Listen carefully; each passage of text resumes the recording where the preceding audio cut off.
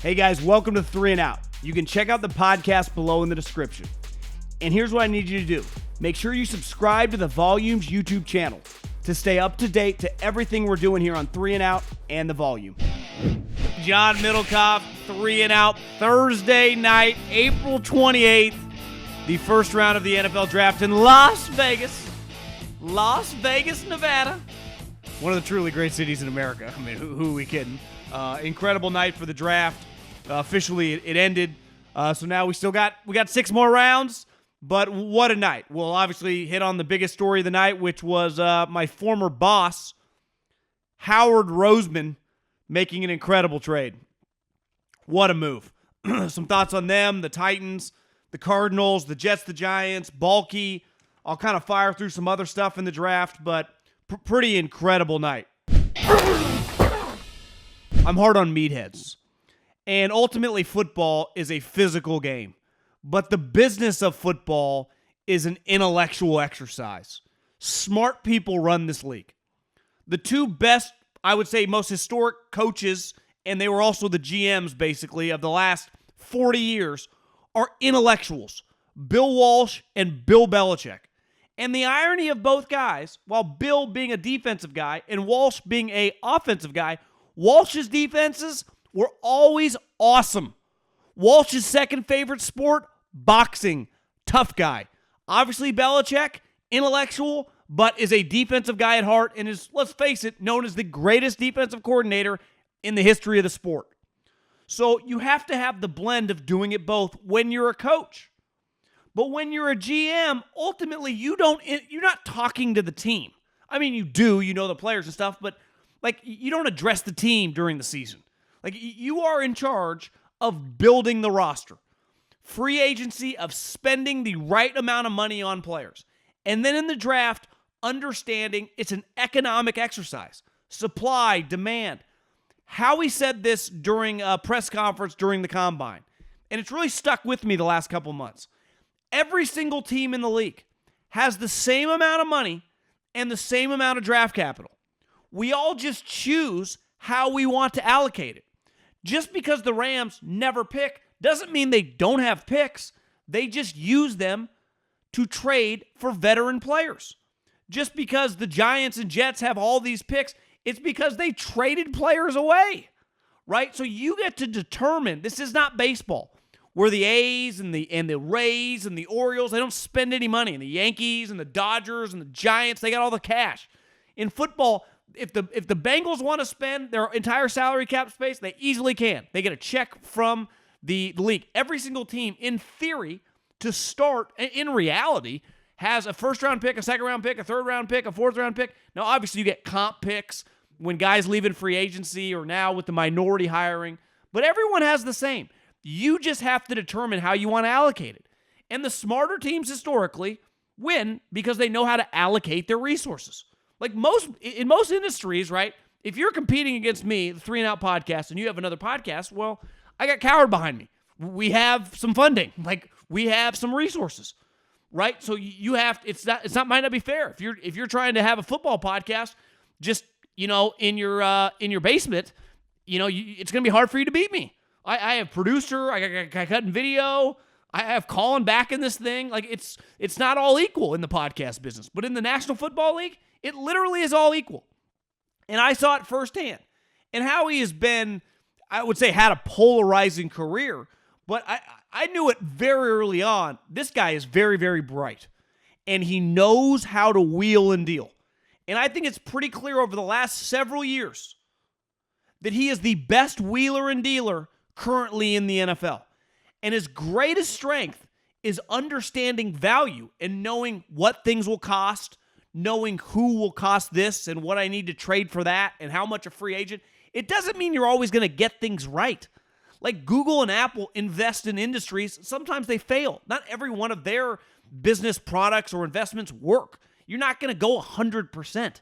This isn't some simulation. This is reality with real people, and you miss sometimes. But ultimately, Howie, the last couple years, without a quarterback, pivoted away from a guy that he drafted really high that clearly became toxic. And over the last couple years, has built an excellent team. And then tonight, got A.J. Brown, ended the night with Jordan Davis, who has a chance to be one of the best defensive players easily from this draft. He weighs like 340 pounds. He's 6'5". He runs like a 4.8 40. I mean, he's an actual physical freak from one of the greatest defenses we've ever seen. And then he ends with A.J. Brown for the 18th pick. Where I live, Deebo Samuel, who was demanded to trade, and clearly the 49ers called their bluff. And I said this over and over. If you want to do business in the NFL, you can get traded. And I don't know exactly, as of recording this, I haven't seen John Robinson or Mike Vrabel, them, and I've known John for a long time. Maybe, I don't know what they thought of AJ. They clearly liked him, but they ended up having a good move too, right? They didn't want AJ Brown for that money or for whatever reason, and they ended up with the AJ Brown of the draft, Treylon Burks, who was also the guy the 49ers would have wanted if they would have got rid of Deebo Samuel. Like, that was the target if you were going to place one of these guys with that guy. Like, this is what high-level people do. And this probably makes sense why the Eagles and the Titans did business here. And this is how you do business at the highest level of industries. You don't go to the public. You don't go, screaming, I want to trade. Just go talk to your general manager and go talk to your agent and get business done behind the scenes. Not everything always has to be public. And Howie works in silence, and then boom, he has A.J. Brown on his team for the 18th pick, and he's under contract for the next 5 years. Right? He extends him 4 years, $100 million. $57 million. All those guys, while way more accomplished, they are older. The 28 and 29-year-old guys that just got extended. A.J. Brown got a lot less money. Now Howie, who had a wide receiver problem, right? He missed on Jalen Reagor. Okay, you pivot. What is Belichick's greatest asset? When he drafts a guy who sucks, he doesn't ride it out. Most GMs ride it out. Why? Because either they're insecure or they want to be proven right. The best businessmen, and that's ultimately what a GM is, because their draft picks and their free agent signings are their assets, are their acquisitions, are how they're judged in their industry. You can hold on till the end, or you can just pivot. And how he pivoted with A.J. Brown. And here's what the Eagles are now. They are easily the best team that has a questionable quarterback. And when you are that, we've seen the last couple of years, a lot of quarterback movement. They're going to be in a position, if a quarterback becomes available, they also have 2 first-round picks next year. So they're built for the now. They can compete. They just made the playoffs, and they'll be a 9-10 win team. And they got multiple picks to keep getting better as the future goes on. You often hear coaches say this when they take over a Division I Power 5 program. We're not rebuilding, we're reloading. It'll only take us a year to get this thing trained back on the tracks. Everyone thought when they traded Carson Wentz that the Eagles were fucked, that they were basically going to become like the Jets or the Giants. Instead, they went 9-8. And here's the other thing. We often talk about coaches, general managers. How did they draft? Who'd they draft? And that's rightfully so. We judge a lot. Your resume is based on who you drafted. I would say that the biggest thing, and arguably even bigger than the draft, is who you hire to be your head coach. And last year they hired Nick Sirianni, which after the first press conference, a lot of people made fun of. And rightfully so. It wasn't great. I mean, it had some Tom Sula vibes. And then it turns out, actually, you know what? Maybe he just wasn't that comfortable talking. And as time went on, he became a lot more comfortable in front of the camera. But do you know the most important thing is, as a head coach? It doesn't matter how good you are in the press conference. Belichick hasn't tried in a press conference in 30 years. Who cares? Nick Sirianni can coach. And Jalen Hurts, who, listen, I don't think is any good, somehow they won 9 games with. So, incredible night to be an Eagle fan. Weird night for the Titans, but if you're going to pivot, you ended up with the wide receiver that you would want to replace him. So, easily the biggest story of the night. The Arizona Cardinals. Listen, Kyler Murray's drama. There's no way around it. And when you have drama, when you have a quarterback, unless you're the Packers, you try to surround them with talent. Of course you do, right? Josh Allen, you went and got Stephon Diggs. Obviously, you had Hill and Kelsey for those guys. You trade for Russell Wilson, you have all the wide receivers. You're always trying to improve the talent around your young quarterback to make them look good. But to trade your first-round pick for Hollywood Brown, to me, is pretty baffling. I don't get it. Just because they played together in college. But I do get it because they're kind of in a pickle. They want no part of paying this guy. Don't blame them. You cannot pay him this offseason. But you also don't want him to not be happy. So you kind of got to fake it. So you're trying to put a Band-Aid over something. And that's why you get Hollywood, one of his buddies from Oklahoma, who is not a bad player. Last year had 90 catches, has been productive, is a talented guy, and has some understandable scheme fit. They lose Christian Kirk, their deep threat. They add Hollywood Brown. But this also feels a little forced, right? He is going to need a new contract relatively soon. And it feels like you're doing this to just because of Kyler Murray, which, I don't know, it just feels weird. And the Cardinals got a lot of weird vibes. And it all surrounds around Kyler. Their coach actually turned out to be not bad. Their general manager is pretty damn good. Yet the Kyler Murray situation is like just this thing hanging over them that they don't quite know how to fix. And they're kind of stuck. And I don't know what they do. They're not going to trade him, but they're not going to pay him either. So you could argue this thing is only going to continue to get weird. Guys, confidence is big in life. It's also big in the bedroom, and you got to be ready when it's time to go. Because BlueChew.com is a unique online service that delivers the same active ingredients as Viagra and Cialis, but in a chewable tablet. The process is simple. You sign up at BlueChew.com, consult with one of the licensed medical providers, and once you're approved, you receive your prescriptions within days. The best part, it's all done online. No visits, no doctor's office, no awkward conversations, nobody knows. Blue Chew's tablets are made in the USA and prepared and shipped directly to your door in a discreet package. No one has to know. If you could benefit from some extra confidence when it's time to perform, Blue Chew can help you. And we've got a special deal for our listeners. Try Blue Chew free when you use the promo code MIDDLE at checkout. Just pay $5 in shipping. That's BlueChew.com, promo code MIDDLE to receive your first month free. Visit BlueChew.com for more details and important safety information, and we thank Blue Chew for sponsoring the podcast. The Jets and the Giants. I've said for a while, and I think I did something on it the last couple weeks, is the NFL is so powerful that their biggest market that has two teams that have, the Giants fan base is enormous. The Jets fan base, for being the number 2 team in the market, is also really big. Jets haven't made the playoffs in a decade. The Giants haven't won a playoff game since Eli's last Super Bowl victory over Brady and Belichick. I think they both combined for the 2 worst records in the league over the last 5 years. They haven't just been bad, they've been putrid. They've been an embarrassment.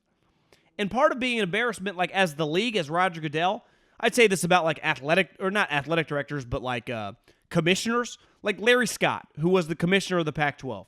People hated him. People thought he was the village idiot. In fairness to him, and he didn't get how important football was, but he wasn't hiring these terrible coaches. It wasn't his fault that the league was not winning football games. He didn't do a good job promoting it and the TV stuff, and he was too into tennis and softball. But it was not his fault that Clay Helton was the coach at USC. That is not his problem. It has not been Roger Goodell and the league's fault that the Giants and Jets suck. That's on John Mara. Keep hiring Dave Gettleman and Pat Shurmur and Joe Judge and Woody Johnson and his brother or cousin, or whoever the hell was running it, hiring Village Idiot 1 and Village Idiot 2. But now it feels like both teams, Joe Douglas, Robert Saleh, and Joe Schoen and Brian Daboll, just have some competent people. Are they stars? Time will tell. But every single person, I can speak for Joe Douglas and Robert Saleh. I know a lot of people that worked with Joe Douglas. They love him. He was Howie Roseman's right-hand guy when they won a Super Bowl. Joe Douglas was taught by Ozzie Newsome in the Ravens. He's legit. Robert Saleh, is he going to be a great head coach? I don't know. But I think very highly of the guy and the football coach. Brian Daboll, I'll be honest, I don't know that much about besides watching him at Buffalo. But Joe Schoen, people that I know in the NFL, think he is very, very impressive. And the NFL is a business, I'm sure like many industries that we all work in, where you naturally talk shit about other people. I haven't had one person that has been on a school call, that has been around Joe Schoen, that doesn't have high-level things to say about him. And I think both New York teams had a really, really impressive night. Because I think the most important thing to do when you suck is to not overthink it. Just get good football players. You don't, ideally you'd like to hit a home run, but these teams, we're not even talking, we just need to get the train back on the tracks. Dave Gettleman is drafting quarterbacks. You can't even pick up their fifth-year option. He drafted a running back at number 2 overall. Mike McCagnon, I don't think knows a defensive tackle from an offensive tackle. Worst general manager, biggest clown ever. Well, I mean, there have been some other ones in the league, but joke, laughing stock in the NFL. Both teams, multiple picks in the top 10, which is pretty crazy, right? The Jets had 4 and 10, and the Giants had 5 and 7. It's pretty wild. Great trades to end up that way, right? And the Jets didn't outthink the room. Maybe they would have taken Stingley, the Texans do. They just take Sauce Gardner. They just take a guy who should be a 10-year starter at corner. And then, for whatever reason, I don't know why the Falcons took Drake London. I root naturally for Pac-12 guys. Garrett Wilson was the best wide receiver in this draft when you factor in Jameis Williams has a torn ACL. But to take Drake London over Garrett Wilson, to me, is embarrassing. What? Are you kidding me? So the Jets just took Sauce Gardner and Garrett Wilson. They just got 2 legitimate football players. Like a couple years ago when Joe Douglas took Mekhi Becton, that was a risky pick. And what's happened since? It's been an up and down roller coaster ride. He's not getting roller coaster rides in these 2 guys. I've watched a lot of Ohio State games the last couple years. I would say the majority of the games when you just ended watching an Ohio State game, you went, yeah, I think Garrett Wilson or Chris Olave is the best player on the field. Every fucking game they played. Cincinnati somehow out of nowhere became a power who went to the playoffs, and their best player was his corner, and they took him. Like that's just high level stuff. And then the Giants, who historically, when they were good, when they won multiple Super Bowls with Tom Coughlin, do you know where they dominated? In the trenches. I worked for the Eagles. I saw firsthand that second Super Bowl team. Their defensive line was always enormous. They would walk out, and it would be OC. It would be JPP. It would be, Kiwanuka. It would be all these guys. You'd be like, holy shit. These are the biggest human beings I've ever seen. And then they had offensive line. Sean O'Hara. I can't even think of some of their offense. They had really good offensive linemen. They were just big, and they were tough, and they were physical. That's where they dominated. It's not like they didn't have 7 Odell Beckhams back then. Odell Beckham was not on their team. They were tough and physical. That is the ethos of the franchise. Think about the Parcells days. Defense, LT, slam down your throat, kick your ass, beat your ass, dominate you. What do? They take Kayvon Thibodeau, who is a polarizing player. But here's what I will say about this guy. Blue chip guy, number 1 overall recruit, goes to Oregon with Mario, and has a really good career. And they did this once upon a time with JPP, and it worked. Now, they're different players, but you know what I'm saying. You win with pass rushers. That's how you can still be physical in the NFL. I can't hit you over the middle. I can't hit you at the line of scrimmage as a corner. I can hit you at the line of scrimmage as a defensive lineman. And one thing, if you watch Kayvon, and I watch a lot of Pac-12 football, is he's not soft. He will play the run. He is not a puss by any means. I think that's a good pick. I think it's going to work there. I also think it's smart because I do think they could have taken him at 7 as well. Let's just assume that they like Ekwonu more than Evan Neal, and I'm not sure they did, but they wanted to take Ekwonu at 5 and then take Kayvon at 7. I think it's smart to take Kayvon at 5 because you basically show him, like, you were our guy. And I think that's important to him, like, to be, like, loved. Mario loved him up, and they got him to Oregon. I think he's going to be good. And then taking Evan Neal, who, whether he's a tackle, whether he's a guard, he's just a good football player. And that's one thing that the Jets, Wilson, and Sauce need some good football players.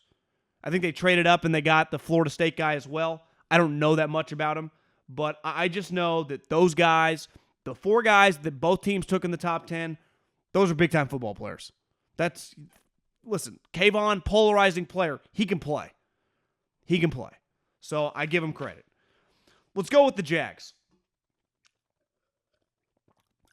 In a draft that did not have Nick Bosa or Joey Bosa or Myles Garrett or Chase Young or Jamar Chase or just some can't-miss all-time player, there is no such thing as, even the guys I just talked to, there's no guarantee that Garrett Wilson or Kayvon Thibodeau or Evan Neal or Sauce Gardner are going to be good football players. This is all educated guesses. I was watching the Warriors game I'm recording this. It would have been Wednesday night, the night that they shut out or they beat the Nuggets 4-1. Nikola Jokic, I don't watch that much Denver Nuggets basketball. He's an incredible basketball player. I've been watching the NBA for almost 30 years now. He's one of the most unique big men I've ever seen. He is. Even Draymond after the game, who loves the podcast. I mean, clinched the game, told the media, I'm not going to tell you much because I'm going to go home and I'm going to say it on my podcast. Draymond Green is a passionate podcaster. I mean, and even he said that he went up to Jokic and hugged him and thanked him for making him a better player. And Draymond is not some kiss-ass guy. Like, you got to be legit for him to respect you. Jokic is just an all-time great player. I mean, he's a Hall of Famer. He's going to win back-to-back MVPs. He was the 41st pick in the draft. In the NBA, if you're the 41st pick in the NBA, that might as well be like a 7th-round pick, 6th-round pick. So there is no guarantee that any of these guys, there is no such thing as can't miss. So if I'm going to get up to the plate, and I see it with Farhan, who runs the Giants. I've watched Billy Beane forever. I follow the Dodgers closely. Do you know that the analytical guys in baseball believe they would rather have a walk, a home run, or a strikeout than like a double and then no runs? They're always swinging for the fences. They value, they don't mind strikeouts as long as you hit 35 home runs. It's no different in basketball. They don't want you to shoot 2s anymore. They want you to shoot 3s. They value something bigger than something smaller. It's just basic math. So Aidan Hutchinson, there's no guarantee. He's not a Bosa brother. He has short little arms. Now, I think Aidan Hutchinson, watching him play at Michigan's a good player. I think he's going to be a really good NFL player. That's what I think. But I didn't think Jalen Hurts was going to be any good. He's not bad. I thought certain guys, you never know. So I have no problem with Trent Baalke getting in the plate and going, you know what? Instead of just hitting a double, which I could get thrown out at second, I'm going to take a swing and I'm going to try to hit a home run. When venture capitalists, when they give out $500 million, they give all these different companies $50, $75, $100 million, let's say. They're hoping to hit one Facebook, Google, or Uber and 50x their money. They don't mind if of that $500 million, they lose 400 of it to get $7 billion back. I like that mindset because you know what? In life, like I said this with Howie, you're going to miss some picks. You're going to get some things wrong. You're going to date some people that you end up not liking. Like, you're not always going to win. You're not always going to be on the right side. So you might as well go for broke.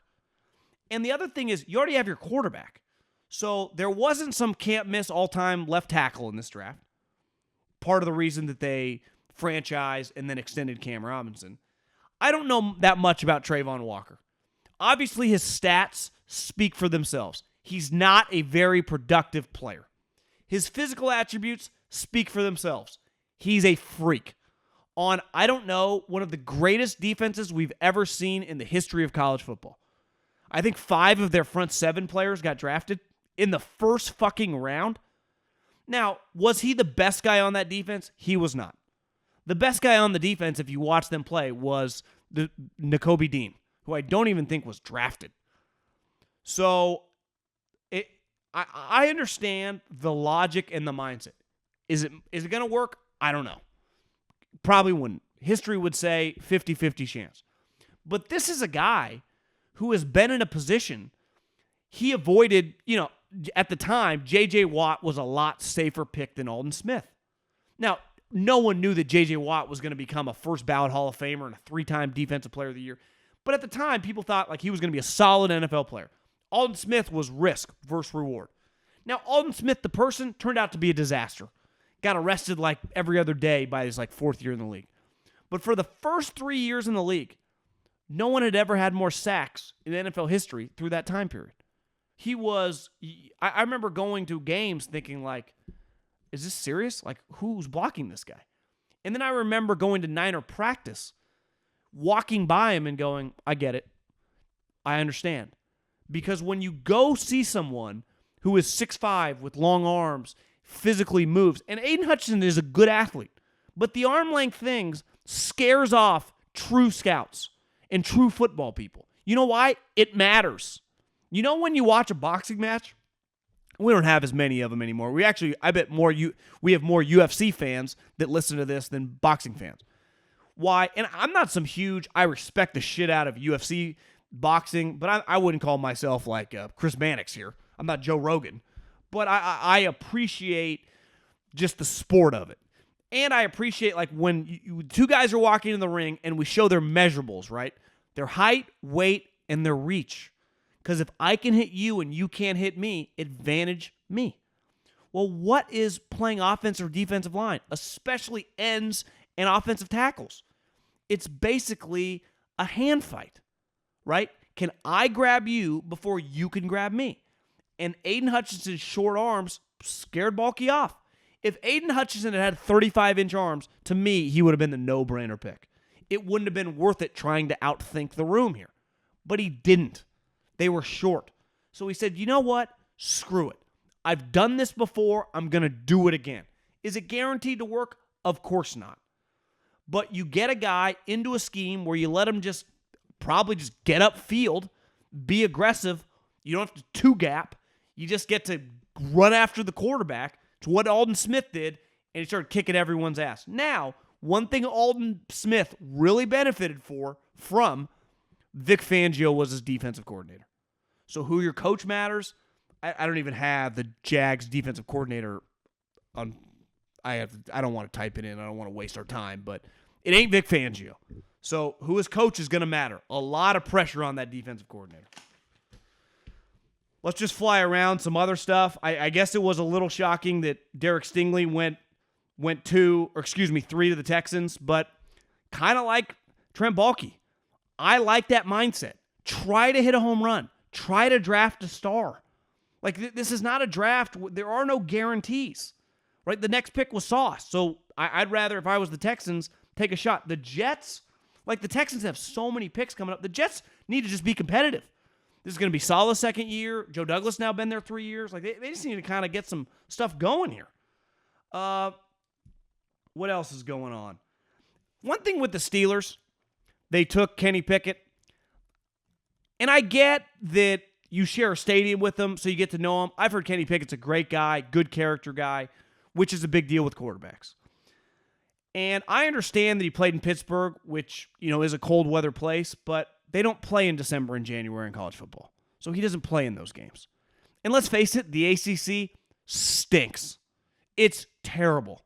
And this year, which was his only good year, Clemson, was down for their standards. They were 9-3. Miami, Florida State were a joke. It's not very good. I don't like that pick at all. And I have a hard time seeing Kenny Pickett being a good Steeler. Could be wrong, because historically, they draft well. They know what they're doing. But here's what I would say. They draft position players well. TJ Watt, Juju Smith, Najee Harris. Like, they're good at doing all that stuff. Devin Bush. Like, they can trade for Minkah Fitzpatrick. They get it. Beside Ben Roethlisberger, they have been drafting quarterbacks now for the last several years. Kevin Colbert. He's whiffed on them all. Dobbs, Tennessee. Awful. Mason Rudolph. Worse. Kenny Pickett. Like, I don't see it. And I get it, you need a quarterback, but I hate forcing that. It's why I respect so many teams in this draft. Everyone, how many quarterbacks can go? 3 or 4? How many quarterbacks can go? 1 went. 1. And if Kenny Pickett hadn't gone, I don't know if a quarterback goes. This quarterback draft wasn't bad. It was awful. None of these guys are starters. Hell, Kenny Pickett's not going to beat out Mitch Trubisky. Kenny Pickett's not as talented as Mitch Trubisky. Now, he's probably a little more accurate, but I don't see it. Now, I get it. You feel like you got to do something, but I don't know, man. I don't love that really at all, to be honest with you, because I think a lot of people thought the Saints, when they traded up, and here's the problem sometimes. You think you're closer than you are. We talk a lot about having self-awareness, having an understanding of where you're at. I would say physically, professionally, in a relationship. Like, it's always good. Sometimes being in denial can help you in life, right? Just keep your head down. You don't want to get distracted. But there comes a time where you just need to face the facts and face reality. Why do the Saints think they're so close? I don't get it. I know I've had some Saints fans DM me like, we were 5-2 with Jameis. Well, yeah, Sean Payton, who was a $15 million coach, now is about to work for Fox.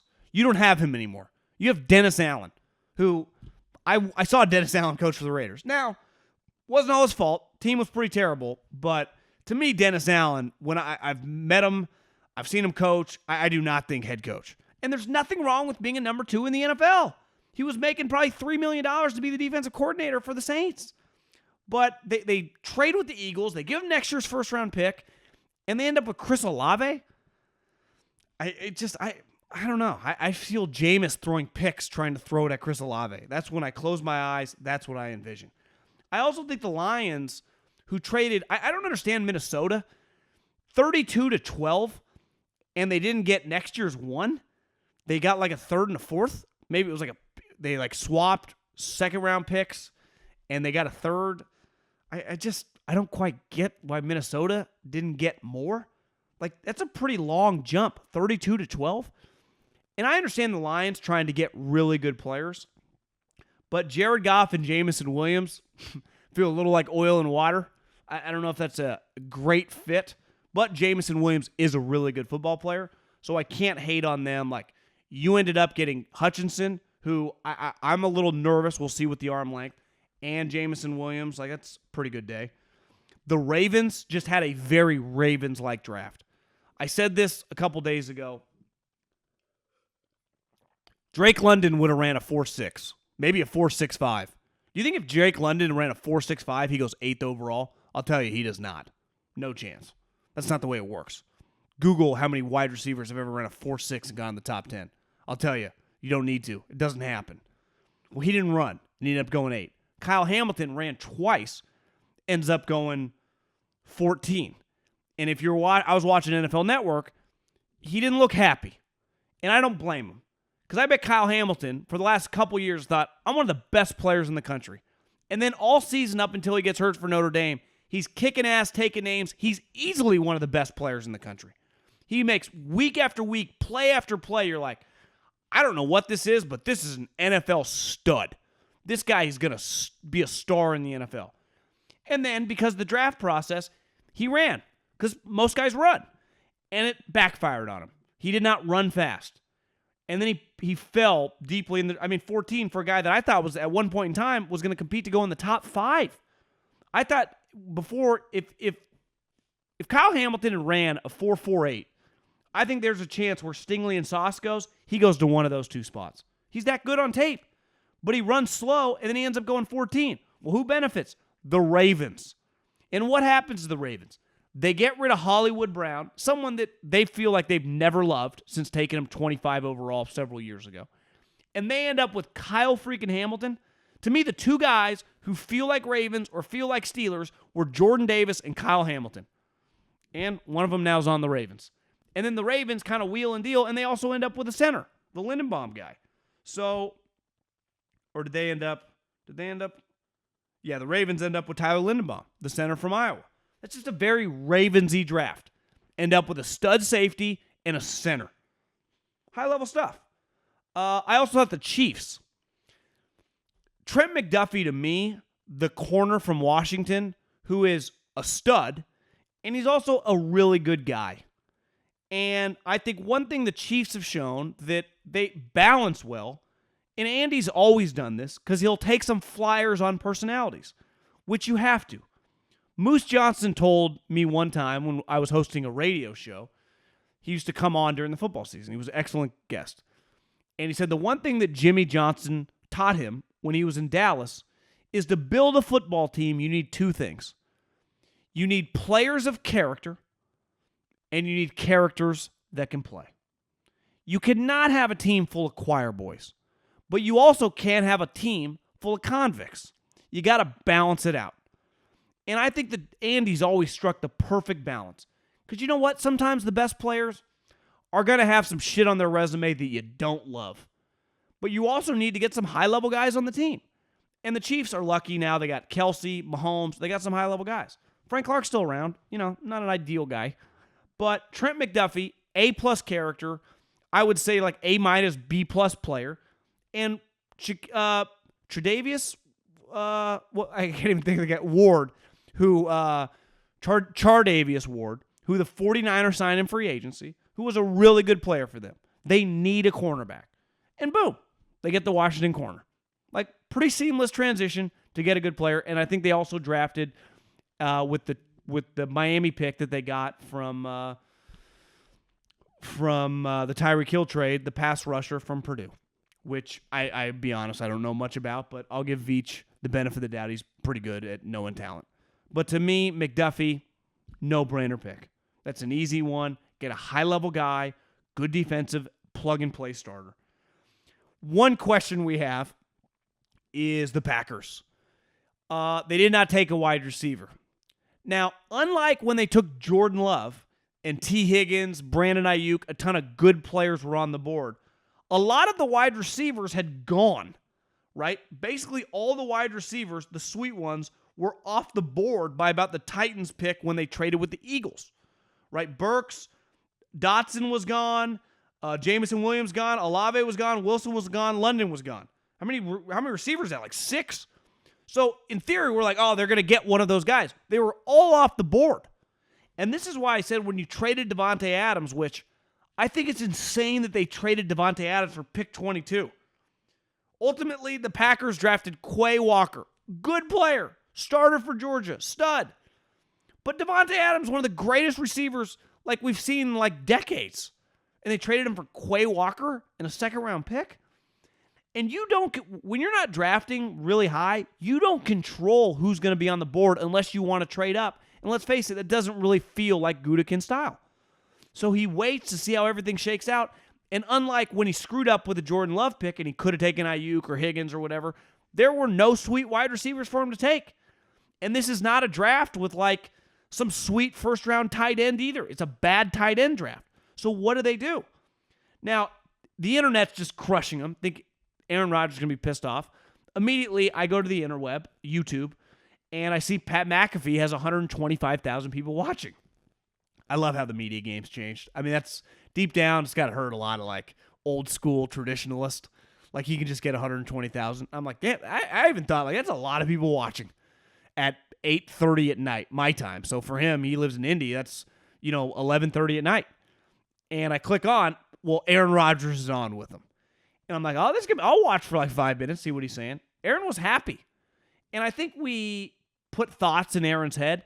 One thing Aaron mentioned multiple times is like a majority of the core guys that I've played with over the years and had success with and won with have not been first-round picks. I have faith in that these guys can build the team. Like ultimately, we can nitpick their wide receiver situation, and I'll be honest, it's not great on paper. It's actually a disaster on paper. But part of the reason you pay a guy $50 million is he elevates the group, right? Part of the reason you pay Giannis or Steph Curry or LeBron $45 million is they elevate. Do you know where you get screwed in the NBA? When you pay James Harden $43 million and you get throttled when it matters. When you max out a non-max player in pro sports, especially in basketball and football where there's a salary cap, you're fucked. Well, when I max out Aaron Rodgers, if I put Lazard or MVS over the last 3 years on like Jacksonville or Houston, you wouldn't even know who they are. But I give Pringles and those type guys to Mahomes, to Josh Allen's, to Rodgers, to Russell Wilson. They become really good players. So there are going to be guys on that roster that we don't know that will probably be better than you think. And they'll draft a guy surely in the second or third round, a skill guy. And he'll be better than you think. That's part of having Aaron Rodgers. Now, is it risky? Yes. Does it hurt their ability to win a Super Bowl? For sure. But they're going to be good. They're going to make the playoffs. Now, can they, like last year, they were the number 1 overall seed. It was shocking that the 49ers beat them. I thought they were going to win the Super Bowl. I do not view them like that. Now, ultimately, I know Colin talks, does Aaron even care? Is he just cool making $50 million, winning 11 games, and getting knocked out in the first round? Maybe.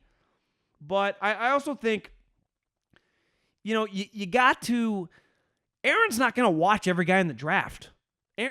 Of course, Aaron wants a wide receiver. Well, who's available? What do we have to trade? Now, you could argue, should you just operate like the Rams? Should they have traded up and gotten Jameis Williams? Should they have taken both those picks and went up and got Chris Olave or Jameis Williams? You could make that argument. And I could say, yeah, not crazy. And if you gave Chris Olave, Garrett Wilson, Jameis Williams, one of those guys, obviously Jameson has a torn ACL, but he'll be back. so he wouldn't be able to practice with Aaron. So it might be more realistic that Olave or Wilson. Like, should you have done something like that? Maybe. But it's easy to say. It's another thing, well, what if both these guys and they have one of the better defenses in the league?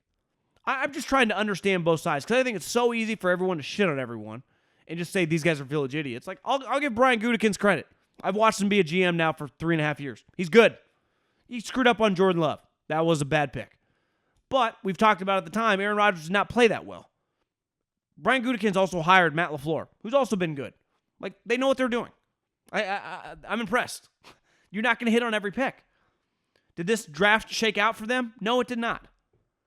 Defensively, it did, but obviously offensively, could they have used one of these guys? Of course they could have. But they were drafting way far down. And I just, now the Packers it's just going to be a huge conversation. But watching Aaron with Pat, I don't think he's freaking out like most probably fans are freaking out or people on the internet are freaking out. And honestly, maybe he doesn't care that much. Thanks for watching 3 and Out. You can check out the podcast below in the description. And make sure you subscribe right now to the Volumes YouTube channel.